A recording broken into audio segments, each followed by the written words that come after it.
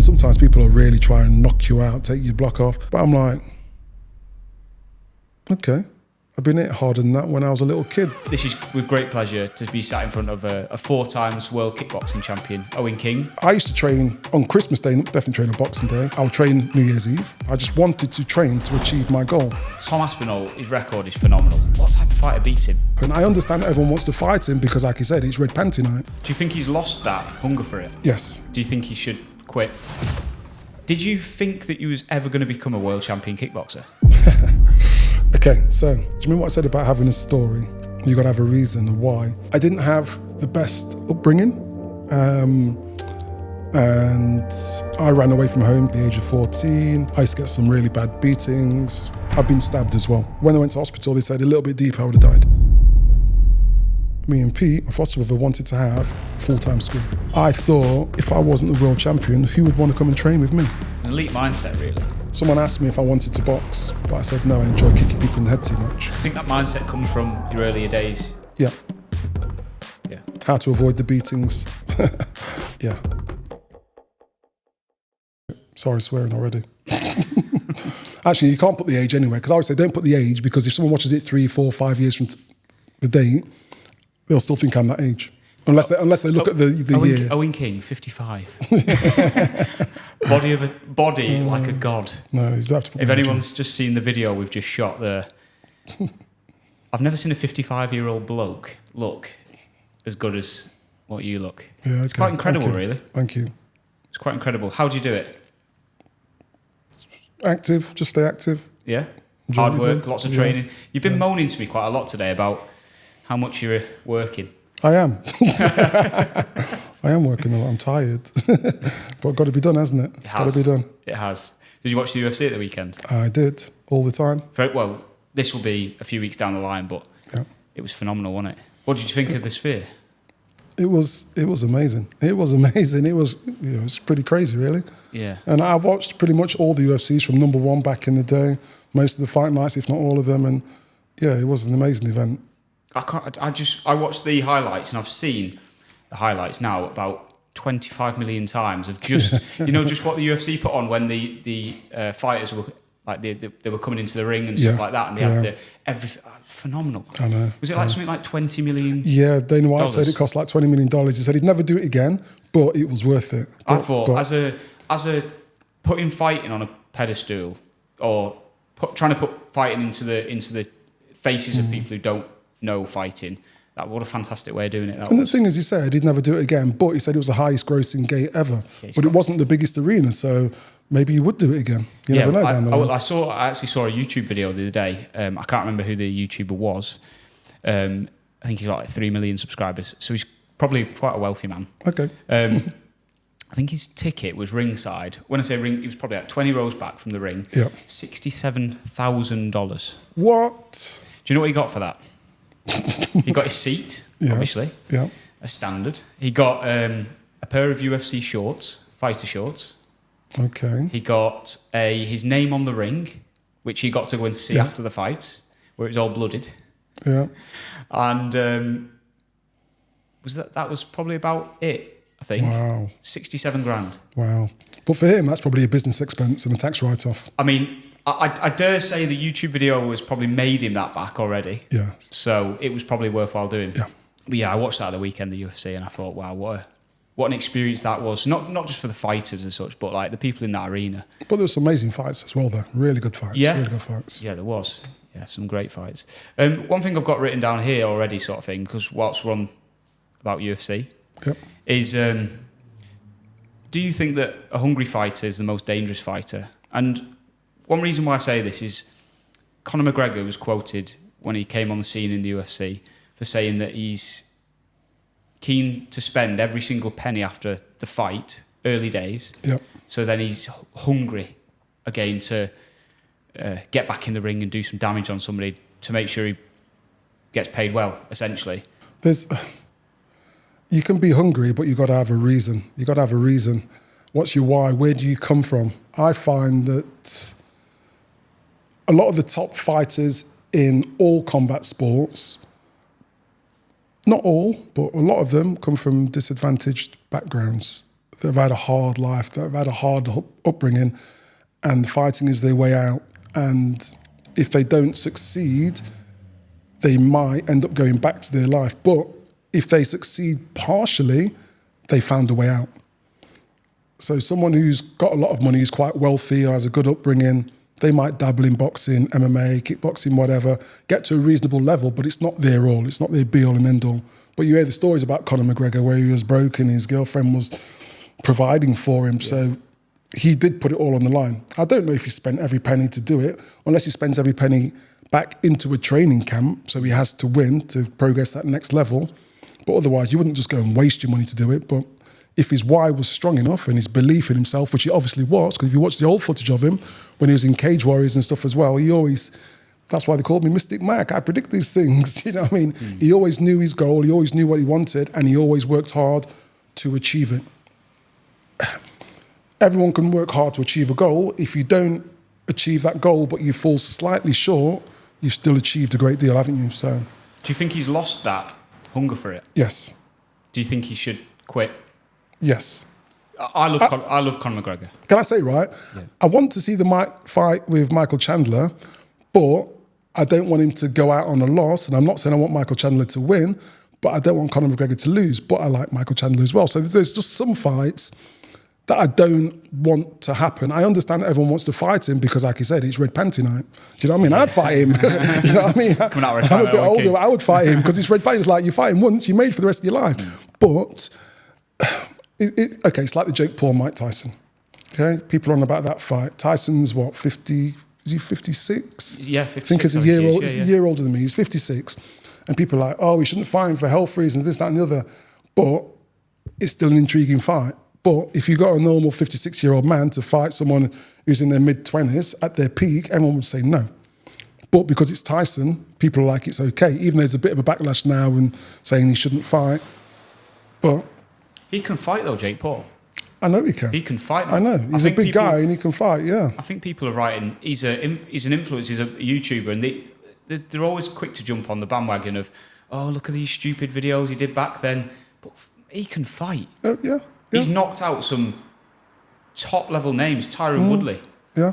And don't get me wrong, Tyron Woodley is not a striker, he's a wrestler. He knocked out Robbie Lawler with a punch, he did, because he's fast and explosive, but he's not a striker, he is predominantly a wrestler. Yeah. Ben Askren, who he knocked out, is also a wrestler. Yeah. Obviously, Mike Perry was the most accomplished fighter. Well, no, not even saying that, because he beat Anderson Silva. And when he beat Anderson Silva, I was a bit like, is it a bit dodgy? Is it this? I don't know. But then he knocked out Mike Perry, and you're like, okay, even though he's bigger than these guys, he can bang a bit. I don't think he's the most confident, but saying that, he doesn't look the most confident when he fights. But how can you not be confident if you want to go and test yourself against Mike Tyson? It doesn't matter how old he is, you've got to be confident. You've got to be confident. Yeah, because I mean, Mike Tyson at 56 would absolutely steamroll me. Yeah. You know, so but again, like you're saying about you not wanting to see fights, the intrigue is you want to see what happens because you want to see if Tyson's still got that badass in him, which he probably still has, but can he do what he did 20 years ago is the question. And the thing is, okay, let's say Tyson loses and Conor loses, then they get paid handsomely, but their aura just goes a little bit and it goes a bit and it goes a bit. They're not as marketable anymore. And I don't mean for fighting, I just mean in general, in life, people remember that. Do you know what I mean? Like Floyd Mayweather keeps going and he keeps winning, which is great. But eventually, if he doesn't stop, one day he will lose. Yeah. I don't think he's a bigger name as Conor McGregor, as in, for me, in boxing terms, yes. But in the outside, Conor McGregor's everywhere. Tyson's everywhere. Floyd Mayweather is just boxing. So if he loses, it won't be as detrimental to him. It will be, but to the outside world, they'll be like, oh, no, he wasn't this, he wasn't that. But if Tyson loses, that will never, he'll never live it down, really. And if Conor McGregor loses, people will say, oh, he should have retired, he should have this, should have that, or he shouldn't have fought. I don't want to, there's other fights I don't want to see as well. Do you want to name them? Yeah, you're talking about Jon Jones and Tom Aspinall. I don't want to see that fight because I think they're different generations. Jon Jones is coming towards the end of his career. He is, for me, the best MMA fighter ever. Yeah. The one loss that he had was a disqualification loss where he was fighting Matt Hamill, and he did 1 or 2 12-6 elbows, but he was already busted up. The fight was going to be stopped. Yeah. And he did 1 or 2 and he got disqualified. Did he avenge that? No. He's never avenged that fight. No. But yeah, I agree. Jon Jones back in the day was a hell of a fighter. I don't want to see him lose to someone in the next generation. Fight Stipe, both same generation. That's fine. Both retire after that. He doesn't need to fight Tom Aspinall. There's nothing to prove. Even if he beats Aspinall, he will just retire anyway. And the belt will be vacant. If Aspinall loses, he's got to rebuild himself. If he wins, Jon Jones' legacy is gone. To me, yes, there's no point. I know, obviously, I'm a big fan of both. Like, I love Jon Jones. I think he was, like, I started watching UFC 15 years ago, I'd say, when he was kind of just under heavyweight. What's it called? Light heavyweight. Light heavyweight, yeah. And he was kicking ass. Like, every single fight was just unreal. Beat Daniel Cormier, twice. And, just an unreal fighter. And the fact that he just did some stupid stuff, didn't he? Like, he'd just go on these mad benders and then just come back and then take the mick, out of guys like Daniel Cormier and stuff like that. And you just wonder whether sometimes that if he'd have kept on the straight and narrow and kept this ultimate professional, like people like to paint them, that at the end of the day, the fighters, they're going to do stuff like that. You kind of mentioned it briefly before, that these are guys who are coming from backgrounds which are probably not, I can't relate to, but they come from probably bad backgrounds, which we'll probably talk about in a bit. I don't know if Jon Jones actually came from a bad background, to be fair, because... well, his brother's American footballers. Yeah, his brother's American footballer, his older brother, so he's probably done all right, and the family's probably got a little bit, but I know that Jones was he working as security in a bar or something, I think? Correct, yes. So obviously, if you're working as security in the bar, you've got that about you anyway. Yeah. So to make the transition to MMA, it's probably not that much different from him as a weekend at work. Some altercation is going to happen at some point that he has to deal with. So he probably got good at doing that, went to a gym, thought, I'm good at this. Plus he was wrestling at school anyway, because Jon Jones originally a wrestler, isn't he? Yeah. Even though he's the most tactical striker out there, he's not necessarily the best striker, but he's just most tactical at game planning and stuff to strike in to get you to where he wants you, like when he fought Cyril Gane. I mean, Cyril Gane's a really, really good high-level Thai boxing or K1 striker. Went out, faked a few moves, shot him, took him down, choked him out first round, literally, as they say, through a hot knife like butter. And Cyril Gane was sat there afterwards like this, like, what just happened? As everyone else was, we were like, damn. One of my favourite ones was when he fought Makeda and he choked him out. Oh, Machida, yeah. It was a power guilloutine. And literally just walked off and he just crumpled to the ground. It was unbelievable. Yeah. I remember watching that and thinking, that guy's a badass. Yeah. I wish I was a little bit like this man. But yeah, I'm a huge Jon Jones fan, and I'm a huge Tom Aspinall fan. Yeah. Tom comes from a very similar background. Well, he comes up north from up north near me. So obviously you've got to support your own as well. Of course, English lad. Yeah. And he's one hell of a fighter. Yeah. He's different. Like, he's different gravy. He's like, you see these heavyweights, they can strike. He almost seems like he's got everything. Obviously, he lost against Blades when he dislocated his knee. Yeah. And obviously had a loss. He's just avenged that. Did you see his rematch though? It's like, I think his total fight time his average fight time is about 3 minutes or something like that. It's a joke. Something crazy. It's a joke. He's a bad man. Yeah, he really is. He's a bad man. That's why I don't want to see him fight Jones, because Jones is not in a win-win situation. He's in a lose-lose situation. If he loses to him, his legacy's gone. If he wins, then Aspinall has to rebuild himself. But what's Jones got to prove from that? But I almost feel like the way the world's kind of made this day and age, and we'll ask the same questions, is, well, if this fight doesn't happen, you'll always have that what if. Yeah, but the different generations. It's not a level playing field. You're talking about one of the best now against one of the best who was probably at his peak maybe 7-8 years ago, possibly. Look, as I was saying to you earlier, I'm like, I'm making excuses out. My wrist is hurting, my knees are hurting. I'm tired, I'm this, I'm that. When you get older, you get aches and pains. Your body changes. You still have the same mentality, but your body doesn't respond the same. Yeah. So for me, I don't want to see a peak Tom Aspinall fight slightly, I'm not going to say over the hill, but just past his peak, Jon Jones. Yeah. I don't want to see that. If they were going to fight, they should both be roughly around the same sort of age, training fine, same similar record. It's a must-see fight. But one's about to retire and one's going to go on a tear and be potentially the greatest heavyweight ever, the way he's going. So I don't need to see Tom Aspinall fight Jon Jones.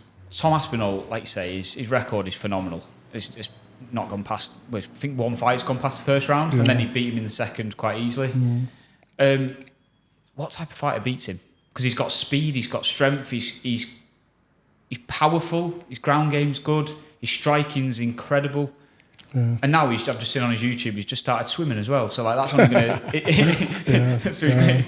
I don't see he almost just seems like he's that kind of well-rounded fighter. I mean, he comes from a great background. I think his dad taught him since he was a young lad, and he's got a good team around him. I think, I'm not positive, but I think the people he trains with, one of them is the KSW heavyweight champion. He's been champion for years. Have you seen the guys he trains with? They're huge. They're bigger than him. They're huge monsters. And they're good. And they're technical. And like I said, one was KSW champion from Poland, well, in Poland. And he's been champion for a while. He's got people around him. He's got the right people, big, strong, heavy, good fighters around him. So, because I think it was always a question with people in his earlier camps. I think I'm right in saying that he had like cruiserweights he was fighting a lot quicker, and that's where he got his speed from. And then people started questioning him, going, well, why are you fighting cruiserweights? What if you get hit by the heavyweights? So he went, all right then, let's bring in some big boys. And I tell you what, I don't think he could have found anybody bigger than some of the boys he's brought in. They're freaking huge. When they walk into the cage, you're like, oh my God, they dwarf him. They look down on him. You're like, how big are these guys? 18 stone,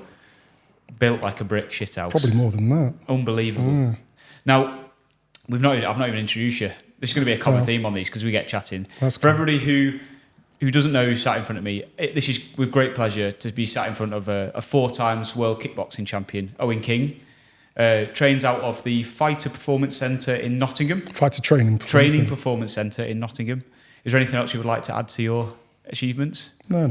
He's a real badass, right? If I said it in the intro, if you haven't seen the video which we've just done, I thought, what shall I go and do on a Saturday? Or let's ring Owen up and let's head down to Nottingham and get absolutely beasted. And yeah, just to let you guys know, that is one of the hardest things I think I've ever done. Not physically, yes, it was hard. Like I was goosed quite quickly, but it's more so the mental aspect. Let me add to that, because he said, oh, he's a badass. Let me just remind everyone, Father Time catches up to everyone. I used to think I was a badass, and maybe up here I still might be a badass, but my physical abilities are diminishing slightly, very slightly. Have you gone soft? I still think I can do it. Have you gone soft? I didn't say I've gone soft. I didn't say I've gone soft. The things I can do, I can probably still do them, but not to the same level. But I'm wiser. I know more. So there you go. So you've mentioned that you've got a kid. I have got 2. 2 kids. 2. How old? 17 and 6 years old. Challenging? Sorry? Is it challenging? Knowing what you do, Owen works his ass off in this place. He's been telling me since I've been here. So he works like from... So he doesn't just do a 9-to-5 job, do you? No. So you understand. The 9 to 5... God, what's that? I wish it was 9 to 5. Man, up early in the morning, school runs, teaching, training, back to the gym... Finished my last class at 10:30 at night, getting for about 11:15, up for the school runs in the morning. We go again. Yeah, here we go. Was it always, I suppose... But wait, let me answer your question first. Was it challenging? Is it challenging? Yes, but I wouldn't have it any other way, because obviously, like you should, I love my kids as well. Well, so, people say this. I've got a young lad, he's 2, and you're trying to work, and then of course I'm trying to do this YouTube channel on the side to try and entertain you guys. So I hope you all appreciate the effort we're putting in. But like you say, you wouldn't have it any other way. No. It's challenging, and sometimes you want to, I wouldn't say kill them, because that's a bit harsh. No, I wouldn't kill him, but I'm like, just give me a bit of time. Yeah. He just wants to fight me every morning. I'm in bed and he wants to fight me. I'm like, oh, I'm tired. I'm secretly happy. I'm secretly happy that he wants to fight me, but I'm like, yeah, just let me wake up first, please. Have you brought your kids into the dojo? Have they started fighting? No, my oldest comes and trains once or twice a week now. Didn't for quite a while, but he goes to the gym on a regular basis. So he's... As in bodybuilding? I won't say bodybuilding, but weight training gym. Yeah. Yes. He's probably about 6'1.5", 6'2", when he's getting a really good physique on him. So that makes me happy. He'll be my bodyguard. You've got fantastic genes, by the way. Oh, thank you. Or is it all the hard work? It's a mix of both. Yeah. You know what? I'm going to tell you, right? COVID. I was training really hard. So I'm about 83 kilos now. When I used to fight at 79 kilos or minus 84 kilos. COVID came along. I was at home, eating and drinking, but training nearly every day. Got to my strongest and I got to my heaviest, which was 93.5 kilos. Never been 93.5 kilos my whole entire life. Never. And I came in to the dojo not long after COVID, did a bit of training, hitting the bag and stuff, looked at myself in the mirror and I was like, why have I only got 4 abs? I could see the top 2 abs, 1, 2, and I had love handles. And I've like, but I genuinely, I'm not just saying this, all my life genuinely thought that I could not put weight on. I thought, no, my body type, I'll never put weight on. I had love handles. I've never had love handles before because I just thought, oh, it's just my body type. And people say, oh yeah, you're lucky this. And since then I realized it's because I'm constantly working. So if I stop, same as everyone else, I can lose my physique because 93.5 kilos, I was big, but love handles, you could just see the top like 4 abs, that was it. And so, yeah, bit of genes, but definitely work ethic. Yeah, like I'm quite big on this because I feel like sometimes I shouldn't really say that because it's going against everything I kind of believe. But I've mentioned it a few times on various videos where you hear commentators say sometimes, "Oh, he's naturally gifted," about somebody. I couldn't agree anything less than that. I think it's absolute bullshit. I think, and not only it angers me inside because you don't see all of them times when that person's getting up at 3 o'clock in the morning, 4 o'clock in the morning, going for these massive long runs.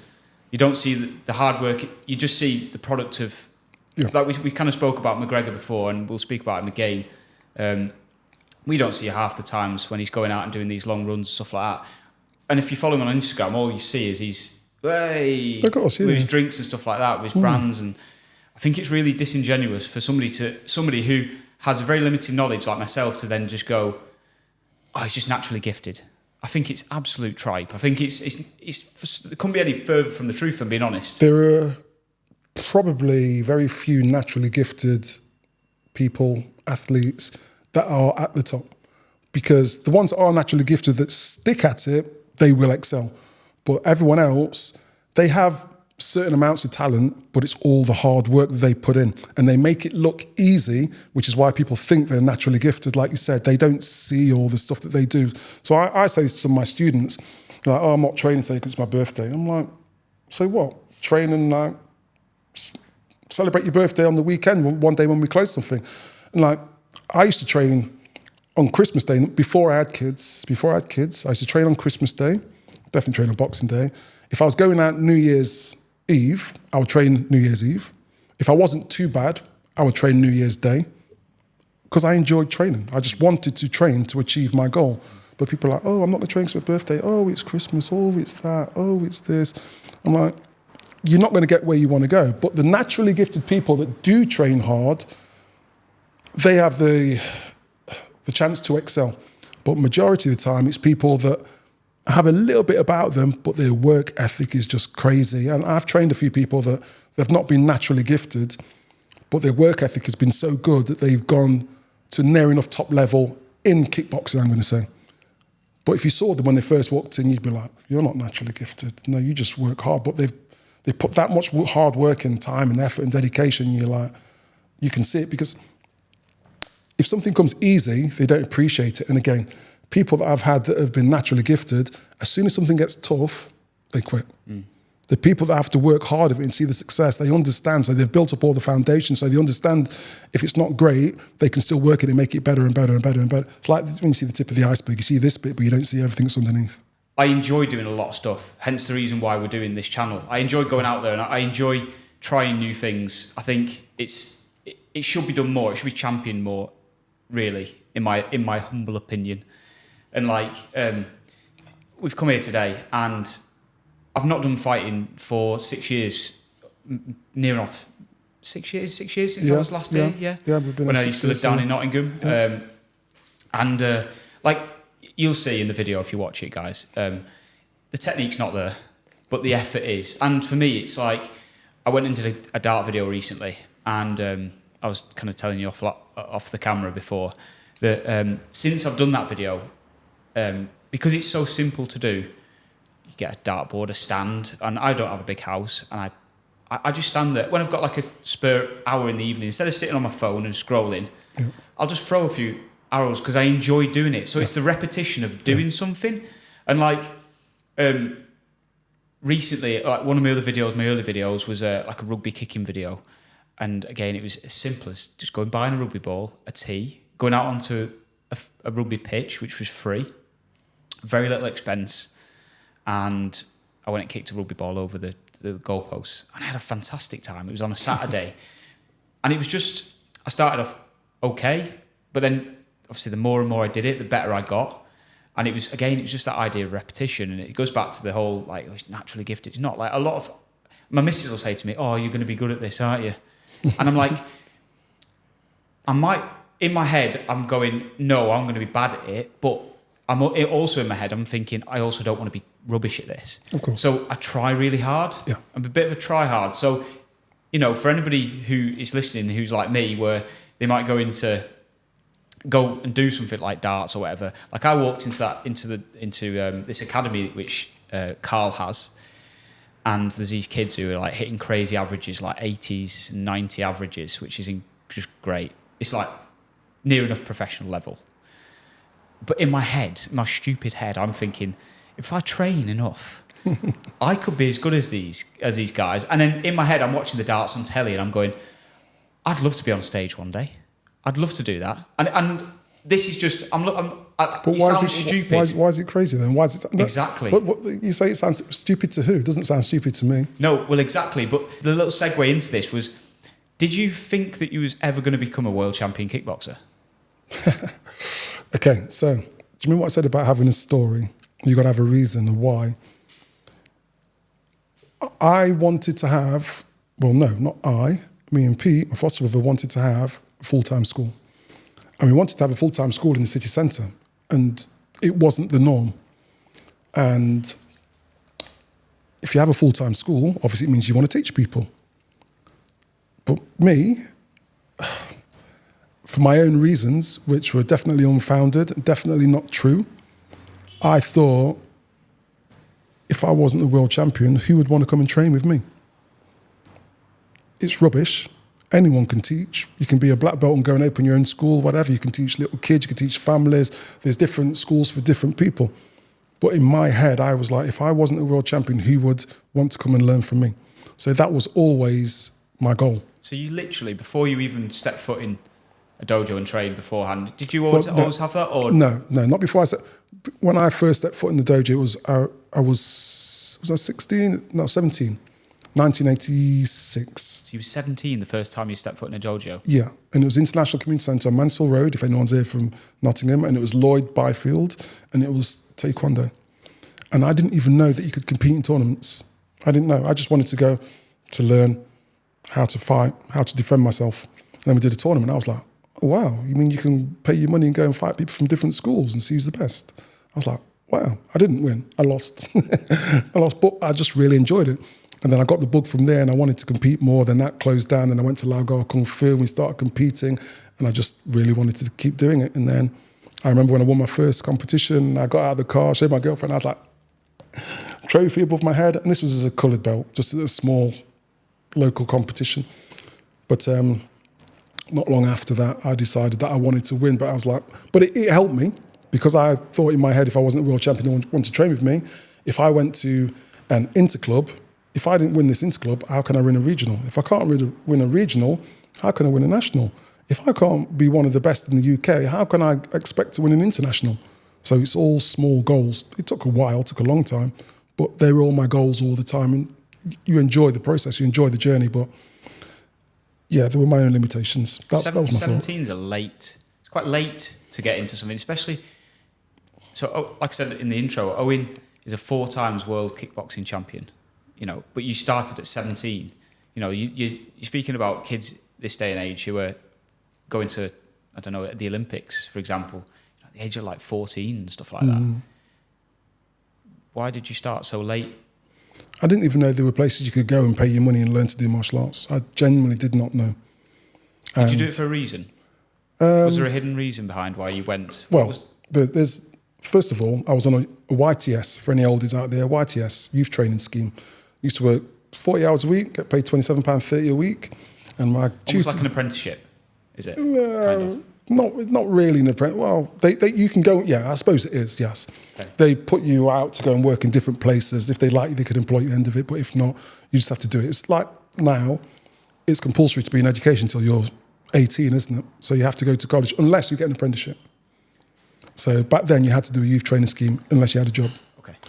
So my tutor called Chris, I don't remember what his name was, otherwise I'd say it, but his name was Chris, he was a brown belt karate. And one afternoon, he just showed us some self-defense. And he showed us a side kick on the back of someone's knee to make them go down to the floor. And I was like, oh my God, that was amazing. So I went home, showed Pete. And then he'd done judo before. Then we found a club and did taekwondo. But I didn't have the best upbringing. And I ran away from home 2 weeks before Christmas, 1983, at the age of 14. I used to get some really bad beatings. I don't know, beaten with a broomstick, the broomstick breaks in half, then beaten with a broomstick so it breaks into quarter, hit across the back with an iron bar. I had my hands and feet tied together on the floor and beaten with rope and just left there on the floor. Lots of beatings. By who? My stepdad. So more things than that as well, but eventually I ran away from home. And I suppose me learning to fight and going to competitions was a way of testing myself. And as I say to people now, so I never become a victim again. So I don't want to be a victim, so I want to learn how to fight and defend myself. Kickboxing, boxing, self-defense, MMA. I just like watching and enjoying, studying fighting styles, so I know if I have to fight someone who does MMA, he's got cauliflower ears, I know that I've got to stay off the ground. I know I can't kick him while he's stood up, because as soon as I kick him, he's going to grab my leg, so I know I've got to use boxing, footwork and movement to make him miss. I mean, a street fight's different to the cage. You're out on the street, there's different things. I know you can bite, you can poke someone in the eye, you can do lots of different things. It's different. It's not a clean MMA fight. There's different ways around it. If I fight someone who's Thai boxing, I know if I get in too close, they're going to clinch, they're going to knee me in the face, they're going to elbow me, so I've got to be at a difference. They're generally slightly slower and more methodical, but they hit with more power because they put more into it. So I'd have to use speed and movement. If I'm fighting a boxer, I know they're not going to kick. He can knock me out in the one punch, but then I might do a side kick to his knee, kick him in the groin, whatever. Do you know what I mean? It's just understanding different styles of combat so you know how to fight them. Not that I ever want to, but if it ever arose, I'd have a quick plan in my head, what I need to do against this style, that style, that style. You can just do that at the drop of a hat. Well, I've been doing it for a long time, haven't I? I've studied many different styles, haven't I? So, have you got any scar tissue from what occurred to you as a young boy? How old was you when this was happening? Not from the beatings, my stepdad, but you've not got any. No, just scars. How? Scars heal, don't they? I mean, I would say scars. No, I mean, sorry, not as in like physical scars, mental scars. Definitely don't like bullies, 100%. Even when people come into the dojo and they want to train, you can see they've got a bully mentality. I will switch them with other people or just tell them that they can't do this or do that, or I'll spar with them myself, or I'll put them to spar with different people.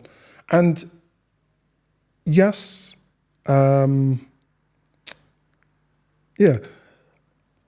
people say that when I was fighting, I looked really chilled and like, this is Owen shopping, this is Owen fighting. I look the same all the time.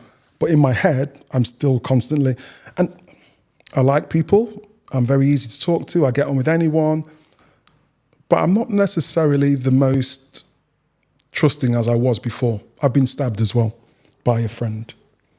You've been through the old wars, to be honest with you, haven't you? Yeah, I was 18. I took him out for drinks the week before. So this was somebody you knew? Yeah.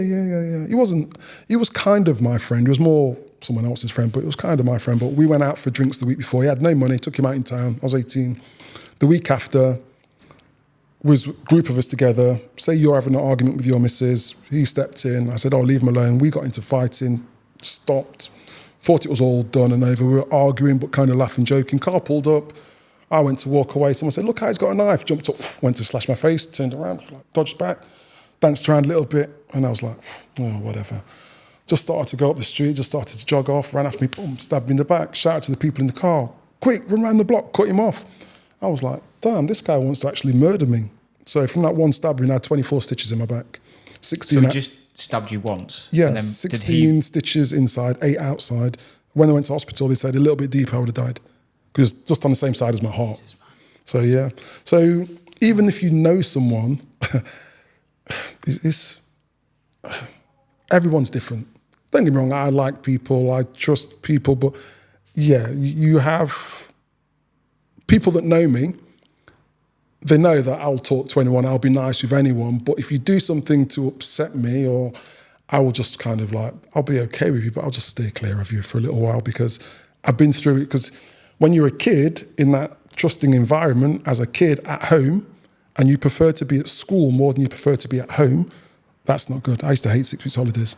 And then as a teenager, someone that's supposed to be your friend that you paid for to go out tries to literally murder you the following week. You're like, who are you supposed to trust? Who are you supposed to be around? So for me, if I can defend myself, I'm always aware.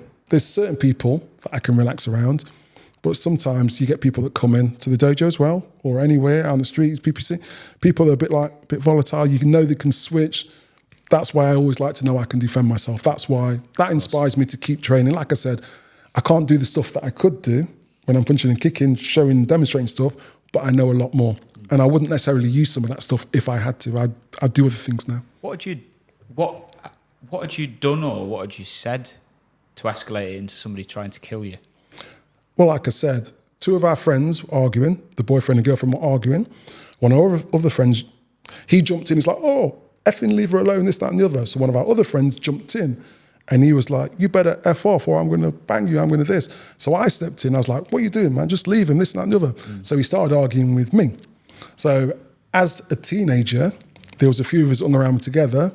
This person, I'm not even going to mention his name, this person said he was equal best fighter with this person, but there was always a little bit between me and him. Yeah. I'd never said anything, but he was always a bit like, he saw me as a little bit of a threat. But we'd never had an altercation, never had an argument, but he just kind of saw me as a little bit of a threat. And then he turned on me. And he was like, oh, you better F off too, I'm going to bang you. And I was like, what? He's like this. And I was like, go on then, do it. So he did, he smacked me. He smacked me first, and then we started fighting, got up, a few bits happened, but then I just let him up. I was winning, I stopped to let him up. And I just was arguing, and I thought, all right, it's done. And that's when it escalated, so. Wow, man, I'm sorry to hear that's happened. But it's part of it, isn't it? Yeah, it's part of life. It's happened, it's history, it's in the past. Learn from history. That's why I say you got a history book, so you learn from it, never happens again. Exactly. And I suppose there's a few people who have probably been in situations like that. But was you angry after that? Did you want to... What was your feeling after? Did you want to get revenge on this guy? Honestly. I was angry and scared. Yeah. And I slept with a knife under my pillow for about 6 months, because he knew people that I didn't know. And obviously these people in the car gave him what he had. Yeah. And I thought, are they going to come to my house to try and finish me off? I didn't know. I was 18 years old. I didn't really have my parents around me. I lived at a friend's house when this happened, in a flat at 18 years old. In my eyes, I had no one to turn to, no family members. So I was worried and a bit scared, but I slept with a knife under my pillow. By the way, he got sent down for that. Not because of me, but because that same night he jumped someone else, beat them up. I think he stamped on his head a few times. I think he gave him a bit of brain damage. This is the same night after what happened with me. So it wasn't me, but he got arrested. He got sent down for a few years. So he wasn't even around. I saw him years later, but he wasn't even around. But I thought, some people might come to my house and try and finish me off. I don't know. Just that age, isn't it? You're out. So I slept with a knife under my pillow. And I'm glad nothing happened, because I don't know what I would have done. Would I have used it if they came in my house? Then I would have had no choice. But I saw him a few years later. No, it was quite a few years later, probably like 10 years later, walking through city centre. I hadn't seen him for years. We kind of like looked at him, kind of froze, and like kind of looked at each other, made eye contact, and then kind of like acknowledged each other, and then kept walking. The thing is, strange, man. Yeah, the thing is, what do you do when you know how far someone's willing to go? Yeah. How far are you willing to go? You've done it once, you can do it again. How far are you willing to go? If you do something and they do something and you go and they go, when does it stop? Does it keep escalating, or do you it's 10 years old, you just move on with life and carry on. I know, I kind of say I know what I would do now. If I got in that situation, I wouldn't have stopped, because then this wouldn't have happened. Or would it have? I don't know. It just depends on the situation. But now I know that if anyone was to do anything to me now, in their own head, they know that I'm going to be a threat. Doesn't matter, big, small, whatever, I will be a threat. I'm not saying they can't. The smallest guy, biggest guy can beat me up, knock me out, whatever. But if they want to do that, they have to understand that if they make one mistake, I'm a threat, and they're going to be on the losing end. Of course. So people don't normally go for people that are going to be too much of a threat to them. Sure. So was you an angry young man? No, not at all. Growing up? No, not at all. So even after all the beatings you had, you took, you endured from your stepdad, you was... Talk us through that sort of mental side then, because surely there could be potentially people who are listening who may be in a very similar situation to what you was in. You know what? When I left... How old was you when you left, sorry? 14. 14. When I left, my mum and sister were not allowed to talk to me.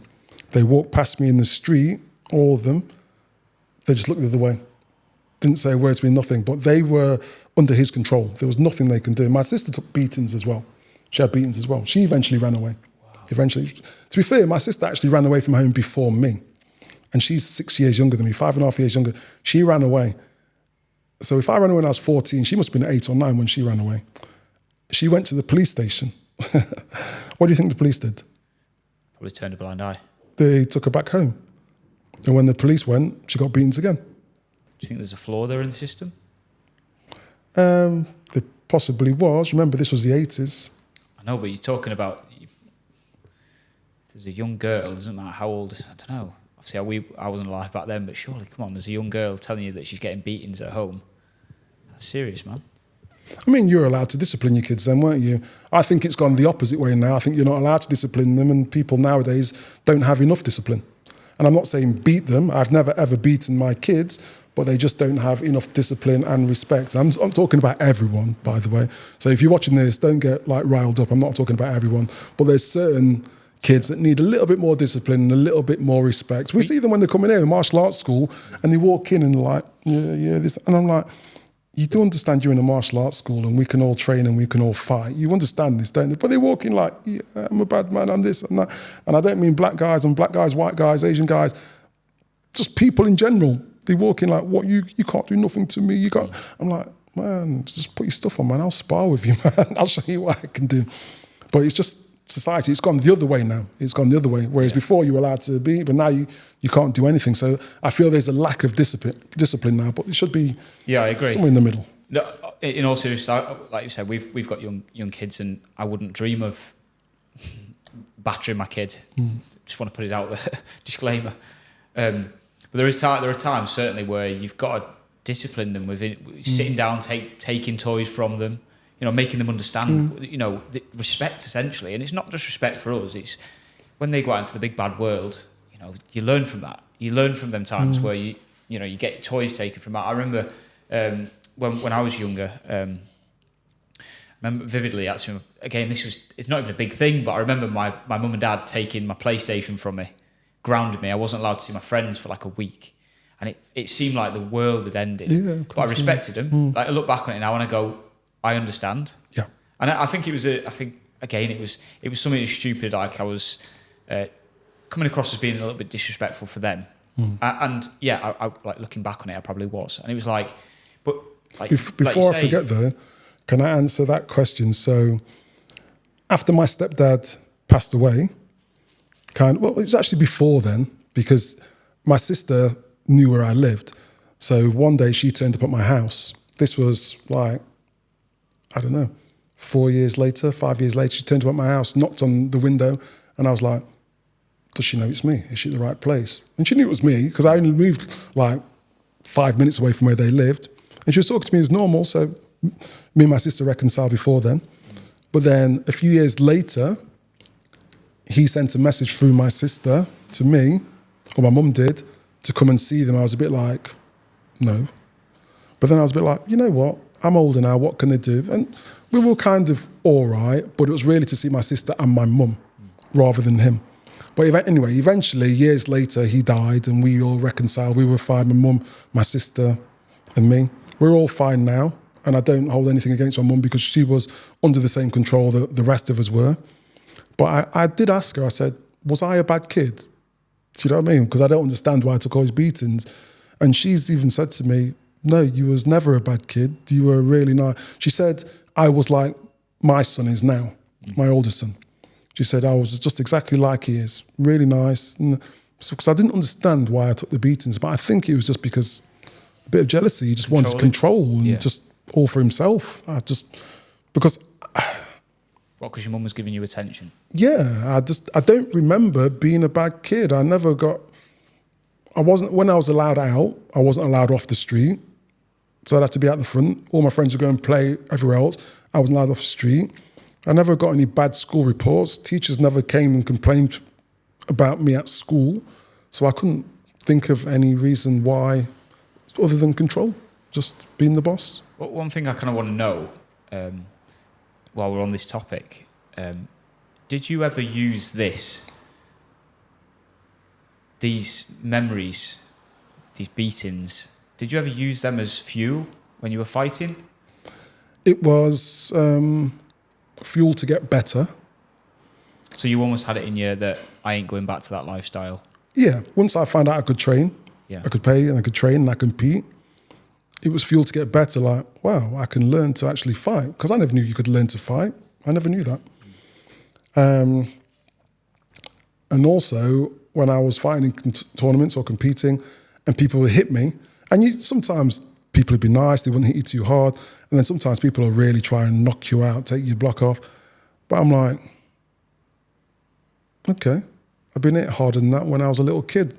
When I'm tied up on the floor, I can't defend myself, or with an iron bar or with a broomstick that breaks and breaks in half again. I'm like, but I'm not restrained in any way. I can hit you back. I can do what I want. Yeah. So it was like, okay, so you'd already been hit as hard as you humanly possible. So anything other than that was irrelevant, really. Yeah, because I'm free to move. I can dance around. I can hit you back. I can retaliate. If you're pinned down or you're held and you're being hit and you cannot do anything back, that is the worst. But when you're free, you can run. You can step off the mat. You can say, I don't want to fight anymore. It's your choice. But if you can take it, then you're like, my turn now, I can give it back to you. One characteristic of yourself that strikes me straight away, other than how physically great you are, other than me, I've got a big fat belly, Owen's got rippling six-pack, he's 55, it's a joke, is how softly spoken you are. It seems like a very insignificant thing I'm just about to say to you. I was always taught as a young lad, it's not the loud ones you should watch out for. It's the quiet guys. It's the guys who don't talk much. Is that why you're quiet, or what's going on?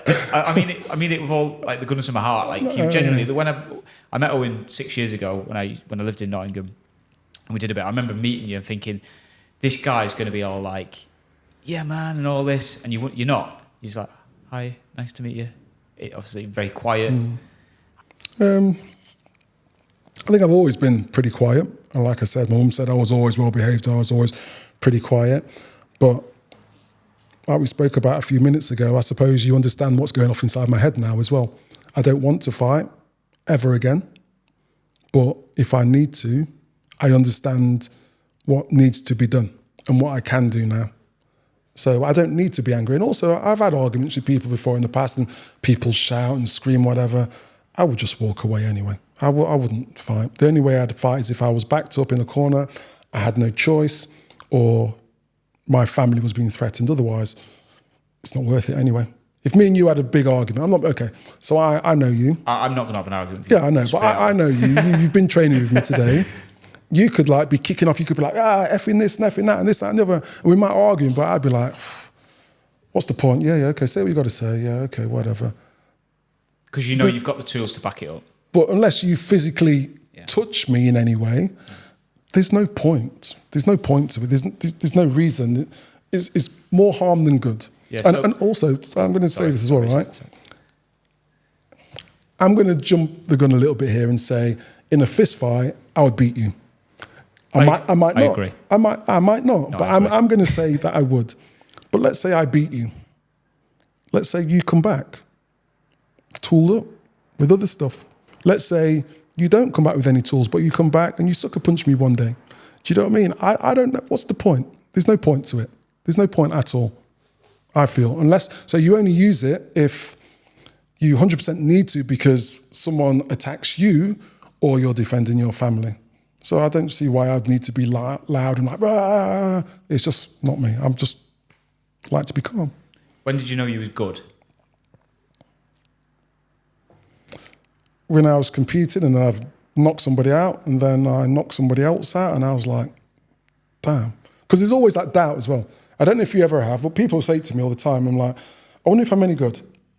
I wonder, because you've got to think the background and upbringing I came from, I was like, I wonder if I could knock somebody out. And I think a lot of people think that. And I know in the beginning I couldn't. I know I couldn't. But you're like, I wonder if I could knock somebody out. And then when you knock someone out by accident, literally accident, and when people say, oh, he knocks someone out by accident. No, you're just a well-placed punch or a well-placed kick that you don't necessarily mean to land with. And they're like dropping you like, sugar. Literally like that. It's not frozen, it's like sugar. Do you know what I mean? And then you'll find someone else, a different person, and you do the same with a kick and it lands and you're like, damn. That was the moment you thought, that's when you're like, I've got a bit here. Yeah. And they've got head guards and stuff on. You got gloves on and stuff. It's not a bare knuckle fight, but you drop people and yeah. I'm like, wow, okay. So I understand the damage that I could do and I can fight and I know I can hurt people. Was that soon after you stepped foot in the dojo at 17? No. It took time. You a few years? Took time, yeah. At first, I didn't have any confidence and I was right not to have. I thought I was good at people my own level, but in a fight situation, I was good at tag, but with lack of power. But once you drill and you learn to focus, you can get the snap, you can get the speed, you can put the power into the punches, or you can just play and you can move. But if you need to, you know it's there. It's like, yeah, it's a push. You taught me in this video today about punching. For anybody who's at home watching, I was punching my fingers quite a lot, and I was thinking my hands are really sore. And then you just made an alteration from punching like that to punching like this, them two knuckles, and you were doing exactly the same sort of punch. Felt like you was putting in the same power, and you could hear the difference. You could feel the difference all down your arm. Exactly. And it's until you feel that. I remember actually when I was coming here, and I'm not bigging myself up because I was really shocked when I did this. Do you remember Travis who used to come? I remember the name. So Travis was, I think he was from. It was like an Asian lad. I'm not too sure what country he was, so I don't want to disrespect him. But and he used to do all this mad stuff. Like he used to try and dodge and stuff like that. Yeah. And I sparred one time wrongly with 10-ounce gloves on. And it's not wrong if you control it. Yeah, but I couldn't. And I remember you were sat down, and it was when we used to do like, was it like you'd do like minute rounds, and you'd have like rotations of like three of you. And Travis came on. He used to try and dodge you like this. And I remember he did the same thing. You was talking about it before, about you kind of get to grips with how they're going to roll, and they do the same over and over again. And I remember he kept doing this same move, and I hit him with like an overhand like hook sort of thing, but like a far one when he came up, and it caught him straight on his temple, and you just like. One of them moments where like you can see the dicky birds flying around his head, and I was like, I felt shocked, but I felt it all. It was like I didn't feel anything. It was like the cleanest punch I think I've ever thrown. Yeah, I didn't feel anything. I didn't think I'd even hit him that hard, but it was just the quality of the punch. Yeah, and again, I didn't think I wasn't like you. I didn't think all straight away I'm going to become this world champion. Let's just put it straight right away. But it was that moment where I thought that's how you throw a punch. And I did apologise, by the way, if anybody's watching. Travis is still a friend of mine. I still have him on Instagram. I think he's in Singapore, actually. Okay. Somewhere like that. Lovely guy. Sorry, Travis, if you're watching. But again, there's been a few times where we used to spar in here. I remember Greg, the Russian guy. Oh, I remember who you mean now. Yeah. Do you remember? Sorry, Travis, yeah, nice, really nice guy. He used to do like backflips and stuff. Yeah. He was crazy. And there was Greg, the Russian guy. Yeah. And again, I remember you, because you're all about evasion. I think we'll get onto that in a little bit about point fighting and stuff. But trying to move in and trying to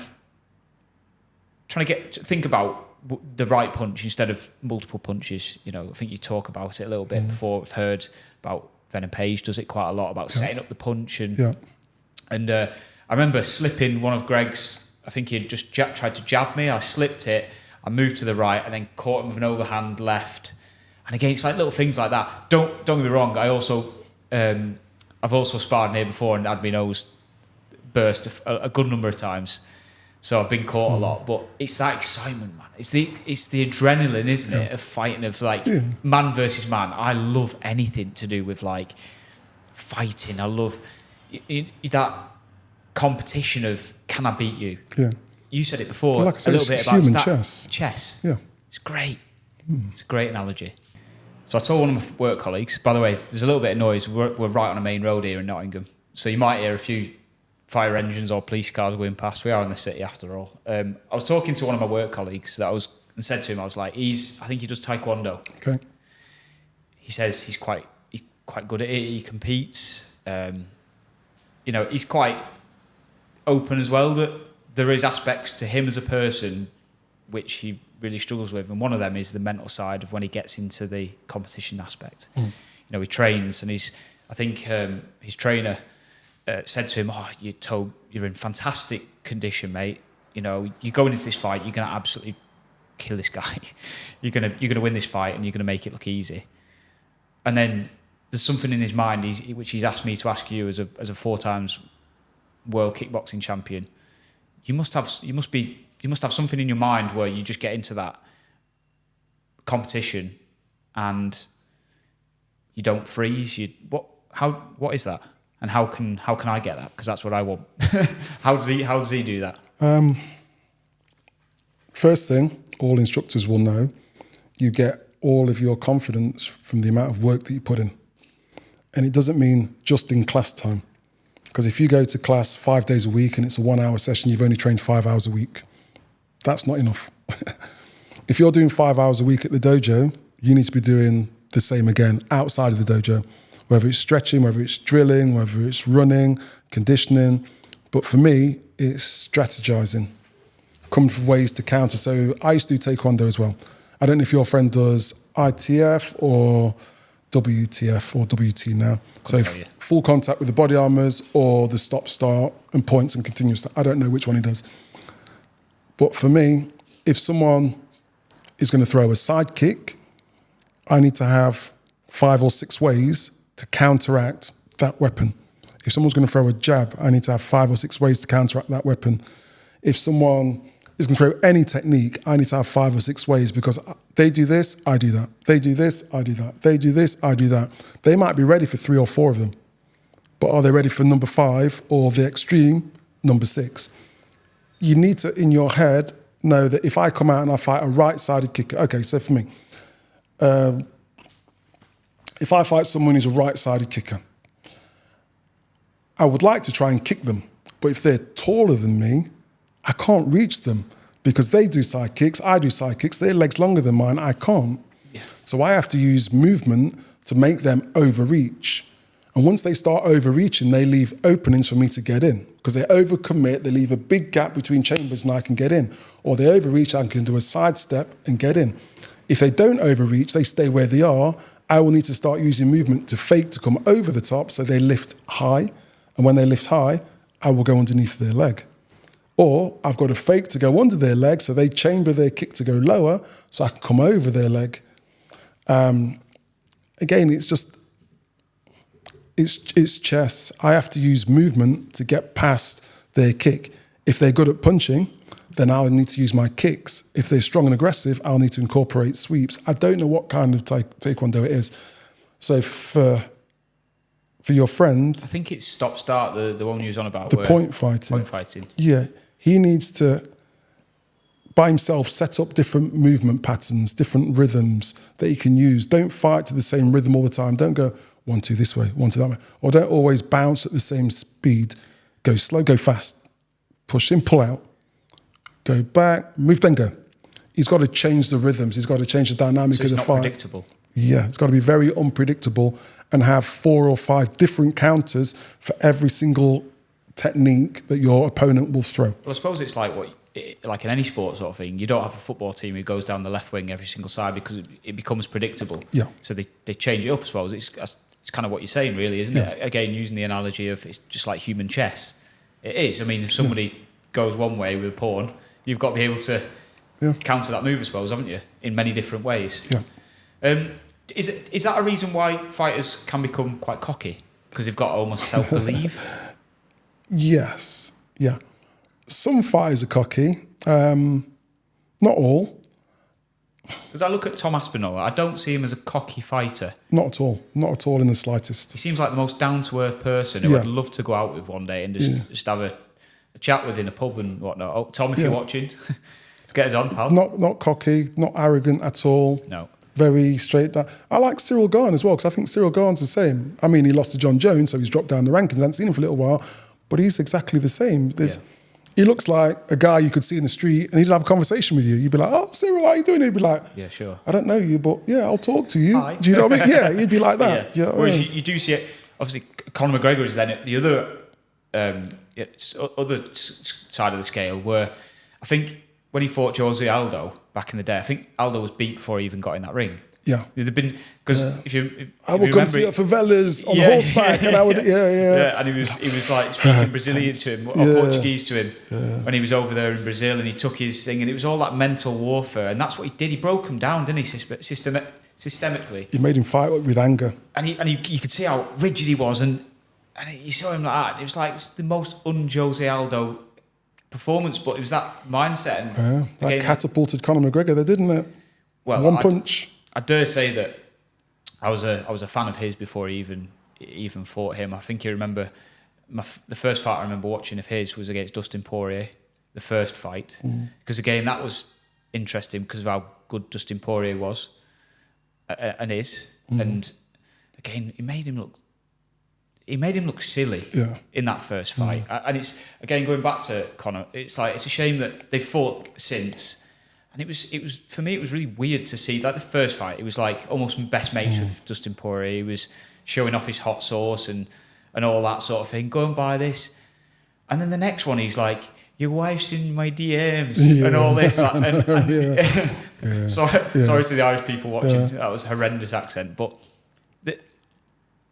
I'm thinking like it's not him. I don't look at Conor anymore and think that's him. Well, when he was about the hot sauce and this and that, he was being friendly and he underestimated him. He kind of tried to big brother him. Like, we're going to fight, but I'll represent your cause and help you out because I know I'm going to smash you. Yeah. And unfortunately, it didn't happen because he went in with the wrong mindset. Yeah. Unfortunately, it was just the wrong mindset. That's not Conor's mindset. Conor's mindset is, I will smash you to pieces. I will get in your face. Yeah, exactly. He was so good. Yeah. Like, I look back on his earlier performances. As well. Yeah. Well, I think that's why he always goes on, the red panties and stuff like that, because everyone knew it was the draw, but didn't he? And it's like, I'll fight him. Who the f*** is that guy? One of the greatest quotes ever. Yeah, fantastic. Yeah. Big question for you. Yep. Whilst we're on the topic of UFC, if you had your time again, you've had a fantastic career in kickboxing, would it be something you would want to get into? I think that would probably be a definite yes, because I've seen them all, but back from 1993, they were big, like, steroided up, big, heavy, strong guys, crazy, a little bit as well. But if you watch through the years, everyone's smaller, slimmer, more athletic. Yeah. Technique, obviously, USADA with the drugs and stuff, everyone's tested and stuff now. And it's more of a young man's sport, isn't it? But back then, 100% no. 100% no. But if I was young now, yes. Because like I said, I've watched every single numbered UFC card, and I've probably watched most of their fight nights, if not all of the fight nights. So I understand, and I've obviously in training, I've done jiu-jitsu, I've done submission wrestling, I've done my striking, I've got my professional trainer's boxing license, I've trained with boxers, I've trained with Thai boxing and stuff. I don't know if you know, but back in 20 for about 2 or 3 years. I was the striking coach for Team Roughhouse. So yes, I've been to many MMA events from when there was main event at Bama, Cage Warriors, been to America, Global Warrior Challenge, been at Poland. There's like 35, 40,000 people in the crowd, coached at these big events and stuff. So even, I'd already retired by then, 2012, 2013. I was, 42 years old. That's how old I am. But if I was in my 20s, and it was now, yes, because when you're in your 20s, you're like, I don't care. I'll fight that guy. I'll fight that. Because as they say, or you say in the movies, at that age, you're young, dumb, and full of cum. Do you know what I mean? Right. You are. You're just like, yeah, I'd fight this guy. Now you get old, you're like, man, if I get injured, man, this injury lasts for what used to be in your 20s, it lasts for a few days, 30s lasts for a few weeks, 40s, a month or so, 50s, stupid injury lasts for months and months. Yeah. Stupid, it's different. Your body just changes. So if I was younger, I definitely think yes, because it's normal progression. And there's so many people coming in from my school, different schools, they want to fight MMA. And also there's the amateur MMA scene you can do first before you even go to the pros. Right. So yeah, to answer your question, I think yes. And I've coached a few people from scratch to fight in MMA as well. So yeah. You get a lot of money from UFC as we know. At the top end. At the top end. Yeah. Did you, with what you did in terms of your kickboxing, obviously 4 times world kickboxing champion. Yeah, but it was amateur level, so you don't get paid anything. You just pay for yourself to do it. It's just... Jesus. So you had to fund all of this? Yeah. I got offered to box. Someone asked me if I wanted to box, as in go pro and box. But I said, no, I enjoy kicking people in the head too much. So I didn't. And you were good at it? Well, I was pretty good at it, yeah. How did you overcome adversity when you've lost? Just go back and keep training, like chess game. Why did I lose? What could I have done different? There's nobody that's beaten me that I thought that I couldn't beat on my day. And if you're watching this, you know who you are. If you beat me, there's one guy out there, he's probably going to laugh when you see this, but there's never a day I thought, if I was on my day, I couldn't beat you. I've always thought, everyone who's beaten me, I've either avenged it or I thought, I can beat you. I can. It's an elite mindset, really. You have to think like that then. Yeah. There's a lot of people who, I've probably fallen short before, where you've lost in some way, shape or form, and it's the doom and the gloom. You're blaming everything but yourself. You're not like that. You'd rather just, okay, lost, get back in the gym, the dojo, and we'll go and train. Yeah. Yeah. So you've never rested on any of your losses at all. It's just how can I go and beat him next time? Yeah, exactly, yeah. What did I do wrong? What do I need to do? Everyone loses. Everyone loses at some point, whether it's in the gym or on the mats or ring or whatever. Everyone loses, but it's how you come back. You've got to, like I said, you play chess. You lose at chess. You re-strategize, you regroup, you come back and you're like, okay, now I know their patterns. This is what I'm going to do. That's what I'm going to do. Do you think that mindset comes from your earlier days? Yeah. Yeah. How to avoid the beatings. Yeah. You laugh a little bit when you talk about it. Yeah, I suppose maybe it's like a bit of a sad, I don't know. Coping mechanism? Nervous, yeah, coping mechanism, yeah. But even, I told you, I went back for a little while afterwards and I was doing taekwondo at the time, or was it after the taekwondo? I can't remember. And then he did something. We were just talking. He goes, you're training now, you're doing this, that, and the other. And he kind of like, went like that, like he was going to shoot, and I did a double side kick, one to his body, one to his head.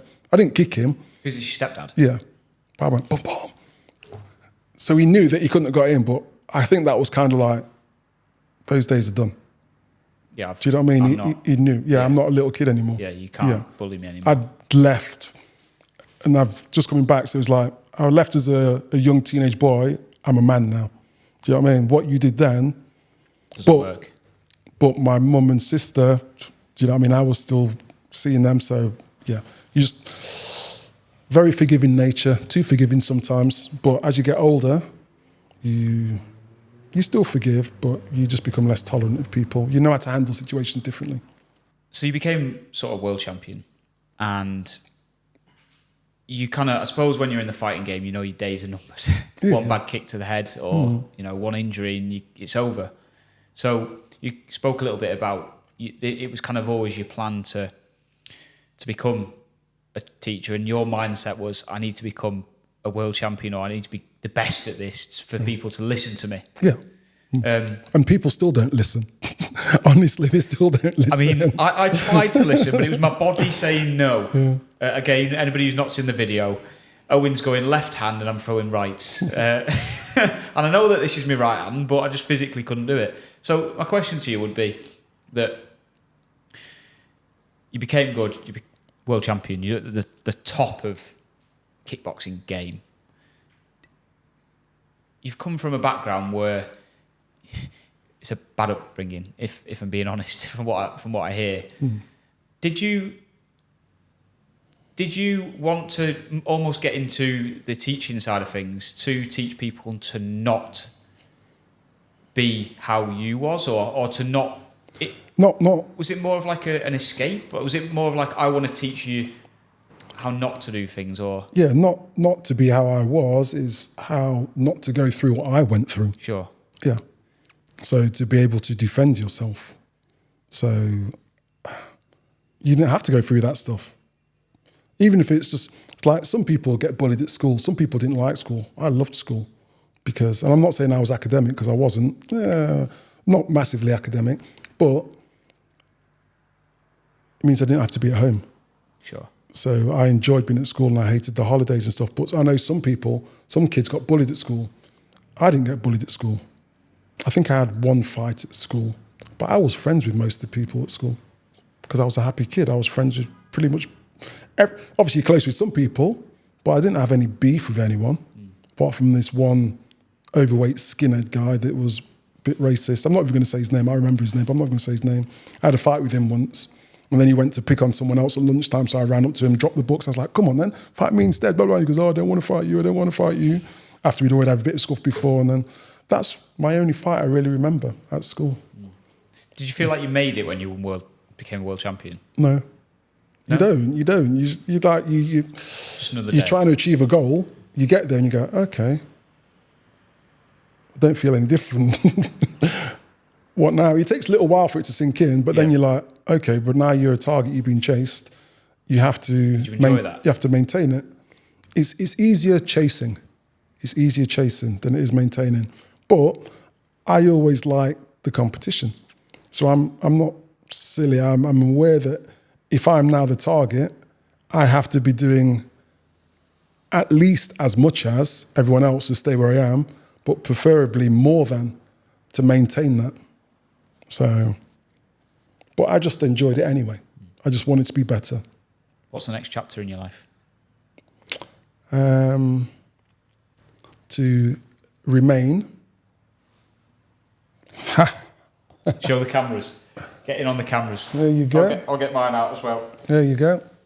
To be and remain fit as FK. Pronounce it as you like. Yeah, we'll not say that on here. Yeah. Keep it PG. Yeah. So you're doing a clothing brand? Clothing brand, yeah. Okay. So thought process behind that. You've got to 55. Yeah. You should be slowing down. And it almost seems to me as if you've just gone, I don't like this getting old lark. I don't.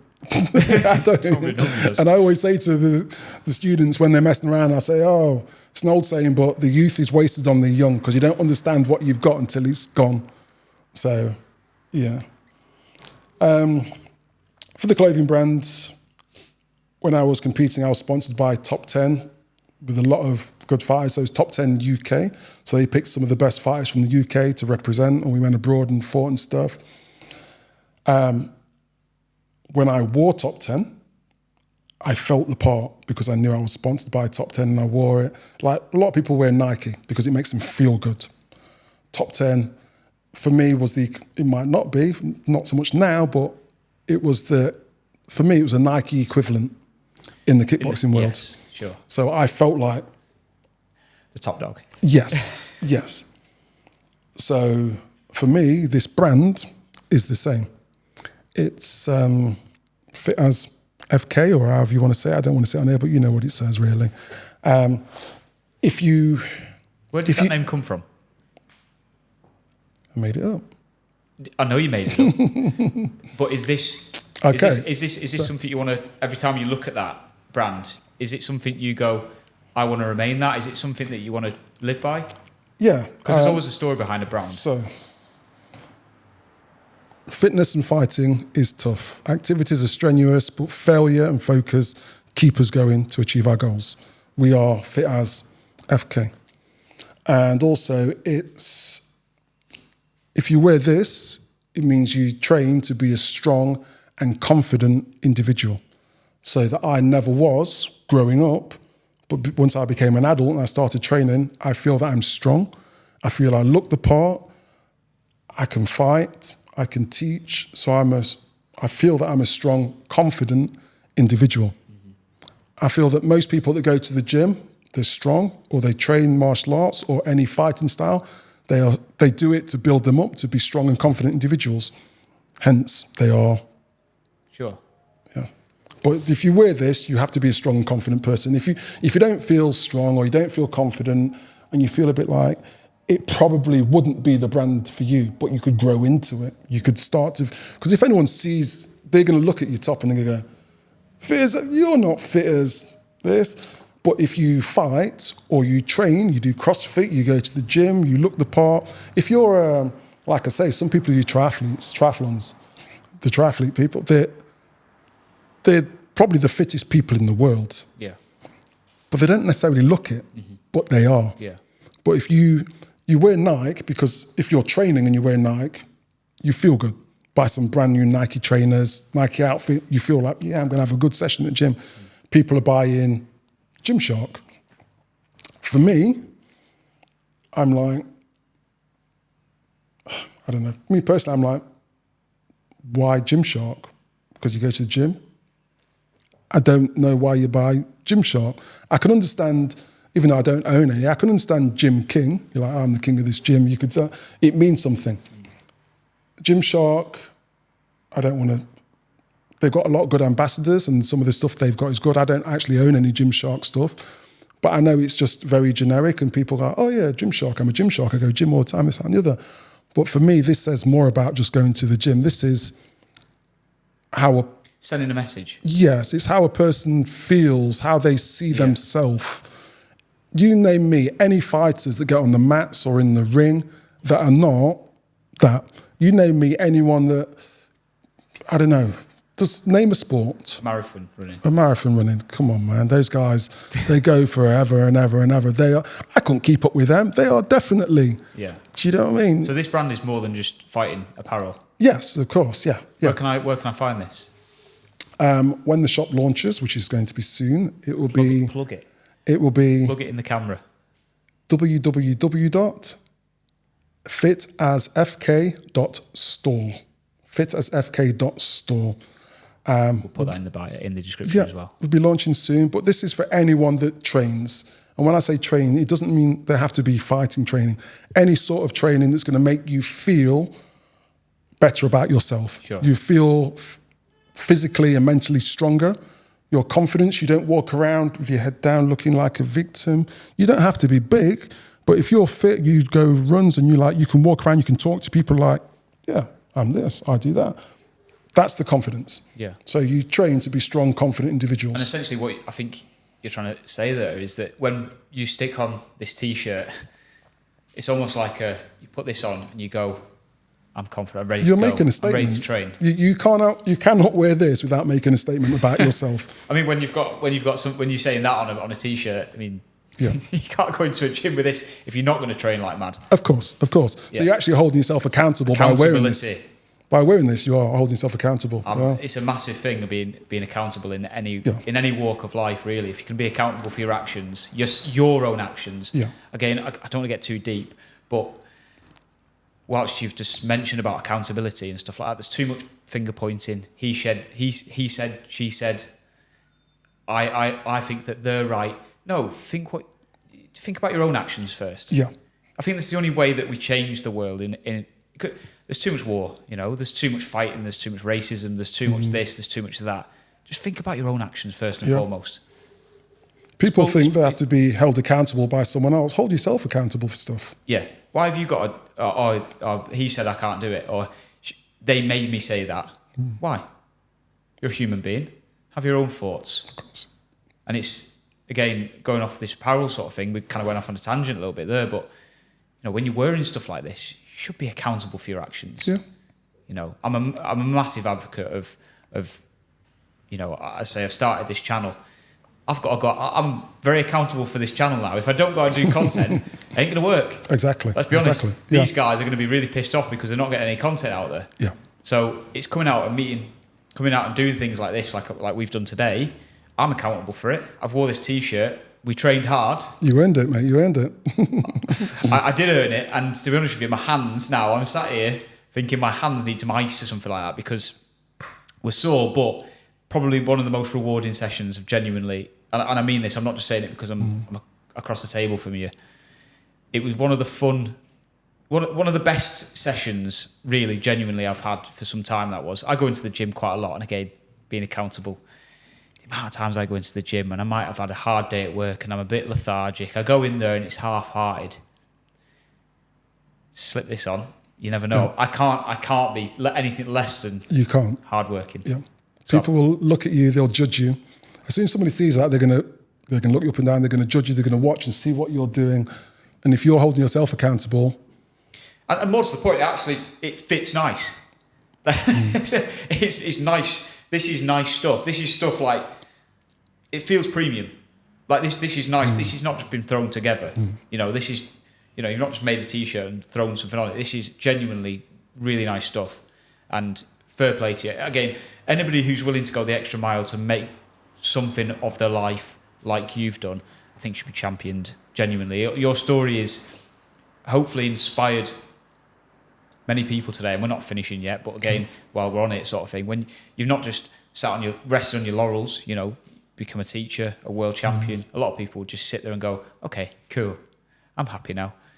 You're 55, man. You need to Stop reminding me, man. Stop reminding me. You should be. If I ever make it to that age, I will be slowing down at 55. Hopefully, we'll have a nice house somewhere, in the sea, next to the sea, and nice sunshine, somewhere where it doesn't rain as much. Yeah. You ain't doing that. You're going, right, okay, how can I make other people have the same work ethic what I have had? And essentially is what I'm getting out of this. Rain wants some sweets and she's coming back in a bit. What's your heritage? Parents are Jamaican, but I'm not blind to the fact that I'm quite light for Jamaican. My mum and dad are the same complexion as me, but my mum's name used to be Mackenzie. Her mum's name was Mackenzie, so I know that somewhere down the line there was some Scottish invader in me from back in the days, the plantation days, mate. I'm not silly, I know, but yeah. This has got to be the strangest, a Scottish Jamaican man. Is that in front of me, essentially? Well, Mackenzie is a Jamaican. I mean, a Scottish name, isn't it, Mackenzie? Yeah. So obviously I know about the slave traders back in the day and a lot of Scottish slave traders. And my mum's name was Mackenzie, her mum's name was Mackenzie. So I know somewhere down the line, some Mackenzie infiltration somewhere, mate, and it's boiled down. Have you been back to it? Have you been to Jamaica? You know what? I've never been to Jamaica. My mum went back last year. My oldest son's been, but I've never been to Jamaica. Why? I don't know. Never wanted to? I don't know. Well, I told you I left home and then just competing and training and fighting and stuff, and then my own kid, and just like been to America, been to Australia, been to Japan, been to China, been to Switzerland, Sweden, Germany, all these other countries, but I don't know. I've just never been to Jamaica. When I was growing up as a kid, so I did karate. My dad basically taught me. He said, "Look, son, like you, if somebody comes up to you in the street or whatever, I want you to be able to defend yourself." Yeah. But people think that you go into fighting to knock people out, and it was far from the truth. In actual fact, I've said this for years. I feel like it should be more of it should be taught in schools, in my opinion. And for one reason, because you never get a bully who can fight. A bully is there. They'll only pick on somebody who's a lot smaller than them, a lot weaker than them. Yeah. Because it's, when you come into this dojo, there's always going to be people who can knock you clean out. And for me, it was like when I did karate, it's not kickboxing or whatever, but it still taught me to fight. And it also taught me respect. You respect people you're fighting. And I was a young lad. I think I was think I was 9 when I stopped doing it because it was when I lived down south. Something a lot of people don't know about me is I'm not actually Northern. My parents are Northern. I'm Southern as anything, but I talk like a Wiganer now. But yeah, for me, it was it was a thing I was taught from an early age, was the respect aspect. You go into the gym, you go to fight, and then once you've left that, you leave that there. Yeah. So the question I want to ask you is, do you feel like, and this is quite a big question really, we've got a lot of problems in the UK with violence, crime, people stabbing each other, a lot of that happening in London, especially. I went to London recently and I was genuinely scared for the first time ever. I feel like it's just ramped up in recent years. I don't know whether it's due to the fact that social media escalates, that you can see it on a regular basis when you go on Twitter. But I went from one station to Euston Station, and when I was walking down the street, you see it everywhere now. Like these guys on bikes, and I dare say they're all carrying machetes and stuff. Do you think there'd be half as many problems if a kid, bearing in mind what I've just said in terms of, because I knew that I was able to defend myself as a young lad, I didn't feel like I needed any weaponry. These are your weapons, essentially. Do you think if it was taught in schools that we would have the problems we have today? It's a loaded question because it's such a broad question. I know. There's also that element of, if a man can beat another man with his fists, then what's the point in having a knife? But that's not it, though, is it? If a man can beat another man with his fists, and you know you can't beat him with your fists, they will just go and get a knife. That's how it escalates. Remember we said earlier, how did I feel? Do I want to get him back when I got stabbed? I said I slept with a knife under my pillow for about 6 months. If someone came in and broke into my house, not that I wanted to, but I may have stabbed them. In my house, not on the street, but I may have stabbed them. Imagine you're on the street and someone has a bully mentality, and every time you see them, they rob you, they punch you, they beat you, whatever, and you know you can't beat them. How do you stop it? What do you do? Someone gets a small knife, someone gets a bigger knife, then I'm by myself, so I'll take my friends with me, so I'll get my gang, and that's how it all escalates anyway, isn't it? Do you not think it's a massive question. It's probably a podcast on it all by itself, to be honest with you, but I feel like there is that element of, we mentioned it slightly before about you got to beat him. If he was disrespectful with your parents years and years ago, you got to beat him. It's now frowned upon. To some respects. It depends on the level. I think I never have, and hopefully I never ever will. But if a kid's naughty, if you give them a quick smack on the bum or put your hand out, smack on the hand, whatever. But I never have, and I never want to. But I'm saying you probably don't need that because of the way you teach your child. Like, you've been there, you've had that done to you, so you don't probably want don't want history to repeat itself. Exactly. I don't want the same cycle. Yeah, you've learned from the mistakes, or you've learned from the history. And most of the time, you can talk to people, you can rationalise with the kids as well. Sure. You can make them understand. Yeah. Again, it's chess. It's chess. Like you say, you got grounded, you couldn't do this, and you felt like the whole world had ended, but you understood that you did something wrong, you had to pay the consequences. It's the same, as long as there is some sort of consequences. It doesn't have to be physical, but something that they understand is going to, I don't know, not hurt them in some way, but displease them in some way, not let them do the things they want to do. They understand that if I do this well, I get to do what I want to do. If I'm naughty, this gets taken away. But to go back, there was a thing on Instagram years ago, I think it was, it might be 50 Cent or someone, it was on about, the only people in a nightclub that are looking for beef are broke people. He's like, I think it was 50 Cent, it's like, I'm rich, I don't want any beef with anyone, I ain't got time for beef, I'm busy and enjoying my life. Why are you going to mean mug me and try and talk?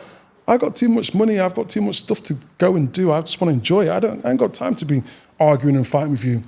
I think a lot of the time, it's the environment, isn't it? With the lack of money, the lack of funds, lack of resources, and they have to do stuff. And even growing up, when I was growing up, me and Pete, growing up in Hyson Green and Radford, people got respect if they could fight or had money. But even then, it was like, well, you're walking down an alleyway, Your money can't save you. But that was just the mentality growing up then in the 80s and stuff. And I remember when I was younger, I said this to someone the other day, they said, oh, when I was a teenager, would you live in Bridgeford? I was like, no, they would never come here. Why would I ever go there? Guess what? I live in Bridgeford now. I've moved away from that. It's a mentality when you're young and you're, I won't say necessarily easily influenced, but you're influenced by the people around you and the culture around you and the environment. You have to be a certain way so you don't become a victim. How do we change that? Unfortunately, when you're really young, it's hard. It's when you're older and then you start to move in different circles and make sure you get the right education or you have the right goals and you try and take yourself away from these certain things. Because when you're young and you're a kid and at school, you're trapped in that environment around these people.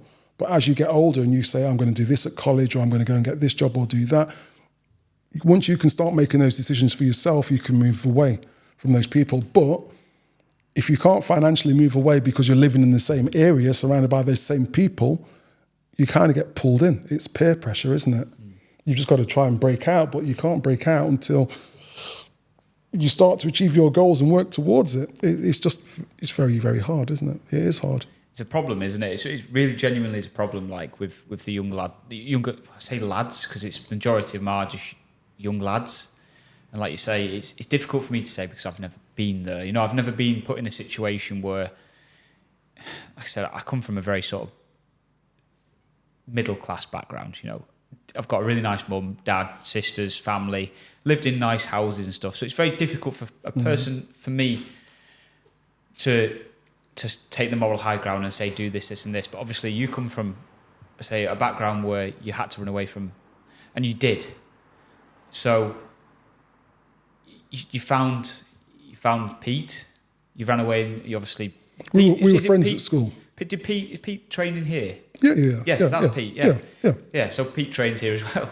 So you obviously consciously made that decision to go, I don't like this no more.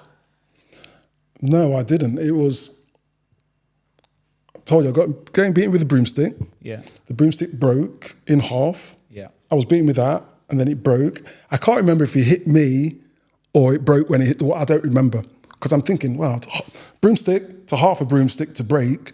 I can't remember if it was when he was beating me, but then that broke and we were in the hallway, front door's there, and I was getting beat in the hallway. And then as it broke, he went, and in my mind, he was going to get something else to beat me with. So as he stopped, because the stick broke, I think he broke and he threw it at me, and then he went. So I was like, he's going to get something else to beat me with. The front door was literally just there. It would have been harder to go that way than it would to go that way. So and that literally, was the last time you stepped in that house? The door was there, open the door, and I was just gone. And I remember I walked around the streets for hours, didn't know where I was going to go. Yeah. Walked around Hyson Green Flats when they were there, where Asda is now, for hours. And then I thought, where can I go? And went to Pete's house, and I knocked on the door. What I'm trying to say is that there's young lads now who probably in a very similar situation to what you was in. But I know you're saying it was easier to go out the front door. But then you was friends with Pete at school. You've just said that. So you've gone, After 2 hours of walking around, not knowing where I was going to go, but you did. Was I going to go back? I was scared to go back home. I was scared. And don't get me wrong. Okay, so for months and months and months and months, he used to say to me, when no one's around, he'd go, run away. Why don't you run away? So he was well aware of it? He was telling me to run away. Yeah. Not while anyone else was there. He would just say it to me. And I was like, yeah, I want to. But as a kid, you're like, yeah, but my family and stuff's here. But then that one instance, that was it. I was just like, just gone.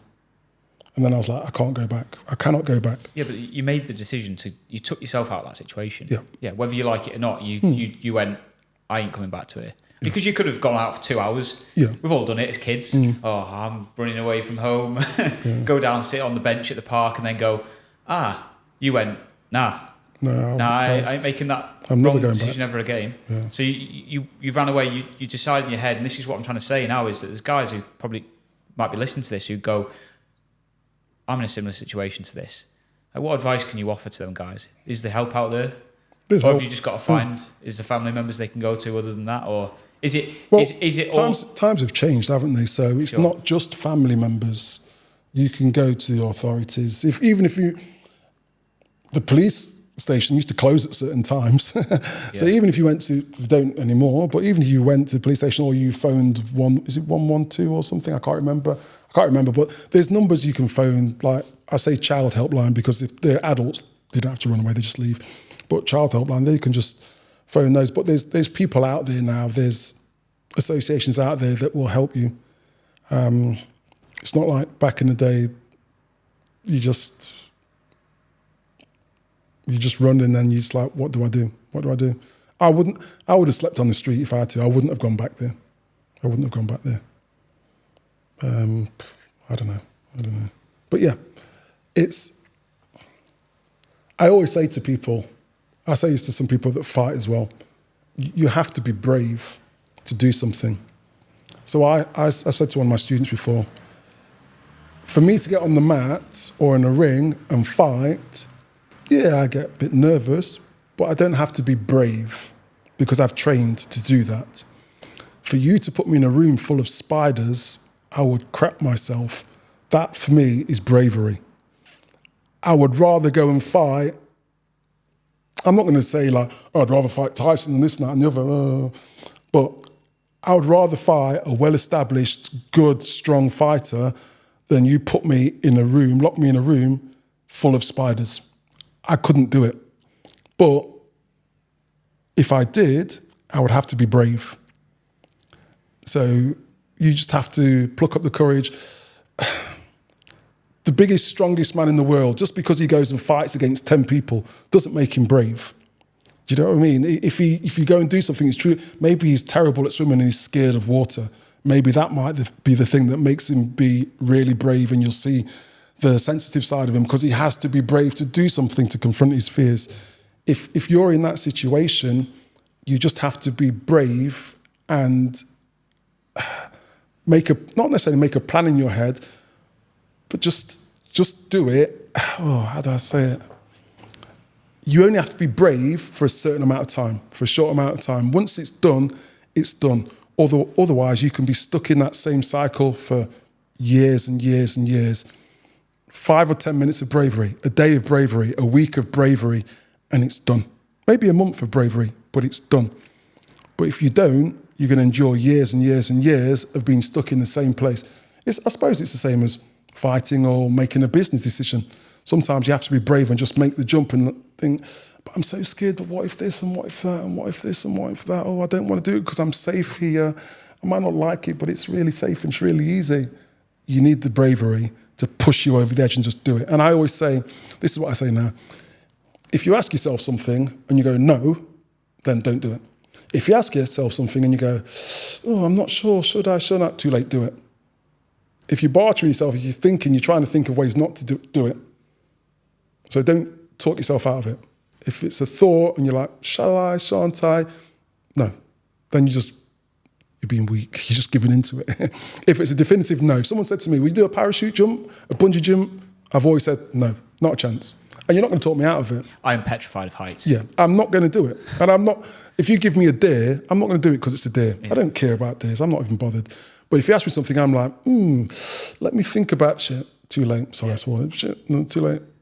I've got to do it now because I've thought about it. So there's a chance I could do it, so why not? Yeah. Yeah. And so you never know. This is the premise of the whole channel. I mentioned it off camera, but course, yeah. and I'll keep banging the drum for this idea of, I said to you before, he was like, oh, how are you getting on? I said, oh, I went and shot an archery video. As soon as you said, you went, oh, I bet I'll enjoy that. Yeah, I would. Do it, man. Yeah.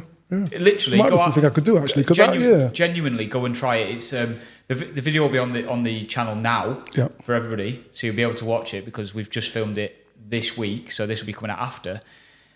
This is again the whole idea of this channel is to try and inspire you guys to go and try something that you might not have ever thought about doing. I've got big plans to go out and do loads of different things. Have you ever heard of geocaching?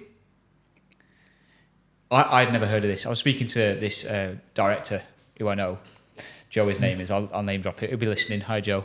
And he sent me over these this massive, great big long list, and one of the top ones was like geocaching, and I was like, I've never even heard of this. It's basically, I enjoy walking, I enjoy the wilderness, I enjoy climbing mountains, 3 of the great big things, and then it's all basically about it's trying to find treasure. Oh, okay. So it's like, it's almost like a treasure hunt, Yeah. like in an incredible place. And I'm like, yeah, hell yeah, I'm in straight away. I want to go and I would love to raise funds eventually for to get people.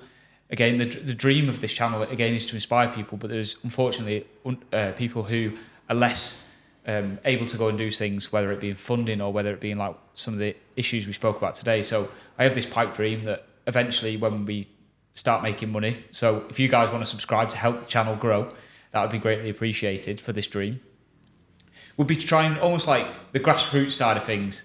You know, if I can, in any way, shape or form, give back to the less fortunate out there, which then hopefully will fulfill their lives a little bit more. Like again, you talk about fighting, you came in and did that. Who knows where you'd have been if you wouldn't have walked into the dojo at 17? Yeah, but you did. You made that decision. And again, there's a lot of people out there who might be umming and ahhing and go, I know what you're saying in terms of, if you do, I'm completely in your camp. If you're umming and ahhing about something, you're unsure whether to do it. But unfortunately, we need to understand as well, like I've gone and done archery, it's an expense.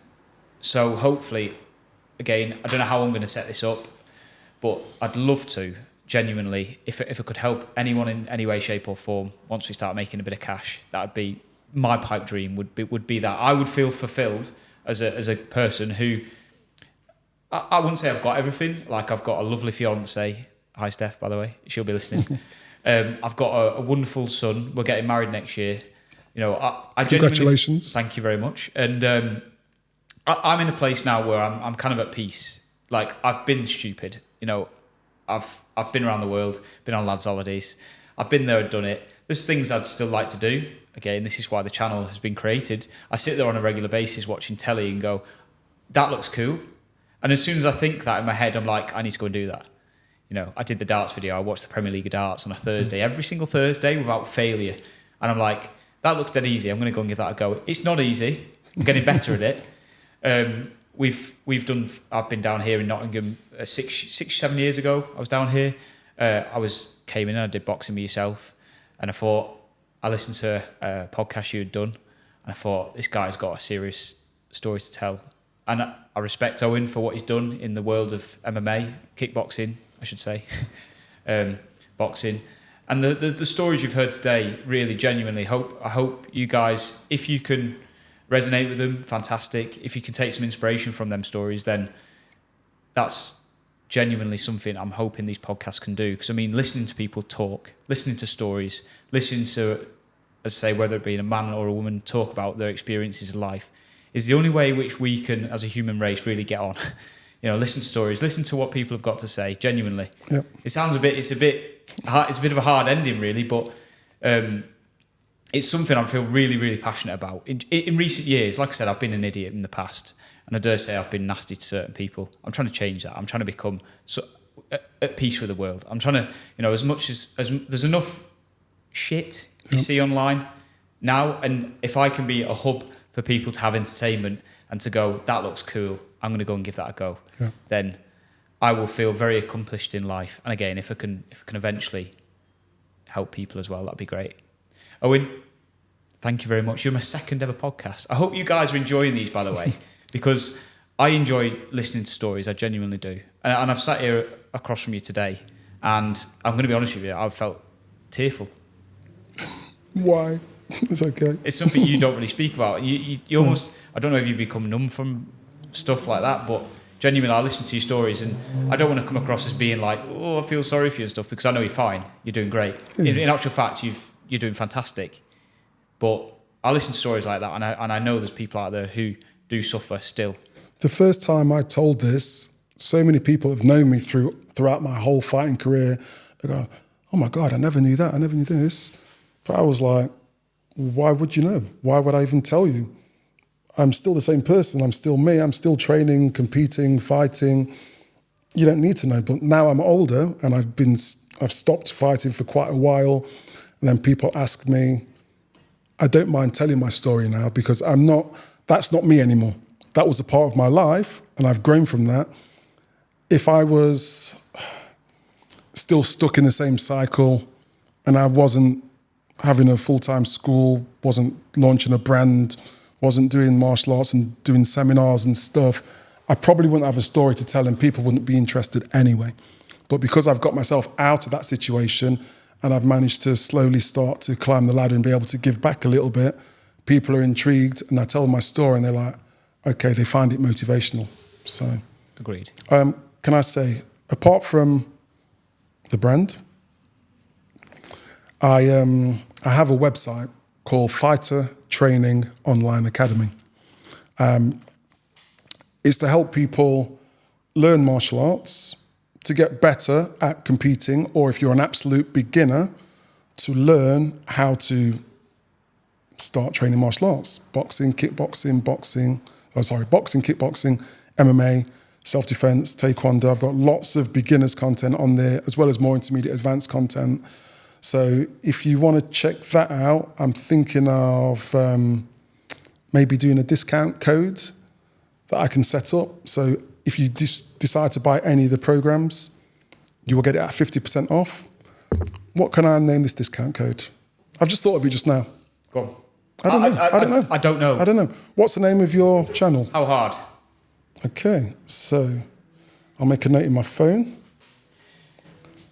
How hard? How hard question mark is the name of the channel. How hard question mark. It's about that idea of how difficult are things to do. Okay. Therefore, inspiring folk to get out there and do it, which is essentially what you're doing right now. So I'm going to create a coupon code that will say how hard question mark. If you decide to go to my website, Fighter Training Online Academy, it will be in the description below. Any of the programs, you type in how hard question mark, there'll be 50% off. There you go. So everybody out there who's listening, Owen has just done a fantastic deed. He's a top man, he really is, genuinely. If you are in the East Midlands area, I said West Midlands before, that's like Birmingham. Yeah. If you are in the East Midlands area, specifically Nottingham. Well, the website is all online. Yes. It's an online training academy. It's got videos from me, from beginners all the way through to advanced. A lot of... Oh, so this is something you can do from home? You can do from home. Yeah, you can do it anywhere. There's a lot of top-level fights on there. We've got some former UFC fighters. Do you want a name drop? So in the past, it was Andre Winner and Marcin Vorsek. But the most famous fighter we've got on there at the moment is Michael Venom Page. He's currently in the UFC. He has content on there. We've had someone from Olympic Taekwondo on there, Damon Sampson. We've had world kickboxing champions, point fighting champions that are on there currently. There's a former full contact world kickboxing champion that's on there. Any of the people that are on there, if you go on, you type their name into YouTube, it will come up. Or if you type their name in Google, it will come up. Yeah. So you literally go to the website, look for someone, type their name in, type in martial arts, what it is, they will come up. There are people that have excelled in their martial arts that are on the website. Yeah, and they're on there. So well, I appreciate you've done that for the subscribers. And as I say, anybody who's listening, guys who listen to this, head over there right now. I've linked it in the description. So literally just click on that, use how hard question mark, and you'll get 50% off of... If they've listened all the way to the very end, they will see this. It means they're interested. Well, they have to. Exactly. So if they haven't, then they won't. It will be nothing anyway. It doesn't matter. We don't want them. We do. Yeah. People have got very short attention span, and this has been a long podcast. Yeah. I really do appreciate your time, mate, and it's a pleasure seeing you again after 6 long years. Thank you very much for getting in contact. I've enjoyed doing it. It knocks me sick that you don't look a day older than what you did 6 years ago. Okay. But yeah, I've got older, more haggard, got a bit of a gut these days, but we should definitely do it again. Yeah, I'll definitely be up for that. Yeah. 100%. Thank you very much. Maybe MMA next time. Say it again. Maybe MMA next time. MMA's great. No. Yeah. Maybe next time we'll do a bit of sparring if you guys want to see that. If you do, tell us in the description. Yeah, let's come back and do some sparring. I could do that. Perfect. Thank you very much, guys, for listening. And like I said, if you guys are enjoying it, let me know in the description. If you don't, well, don't let me know because I don't want to know. But hopefully I'm coming across. I'm trying to be a bit better at these. This is new to me. I'm enjoying doing them. Like I say, I love listening to stories, and especially Owen. He's been fantastic today, genuinely. You really have, mate. Thank you very much. Thank you. Until next time, guys, see you.